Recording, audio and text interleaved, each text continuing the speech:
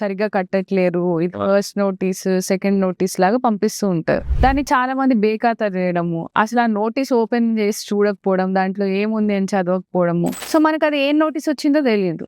One fine day bankers వచ్చేస్తారు. ఇంటికి మొత్తం అతకబెట్టేస్తారు. పెయింట్ ఏసేస్తారు. This property belongs to so and so bank కి సంబంధించిన ప్రాపర్టీ. దీన్ని ఎవ్వరు కొనకూడదు, అమ్మకూడదు అని పెట్టేస్తారు. అప్పుడు వీళ్ళు అప్పుడు అలర్ట్ అవుతారనమాట.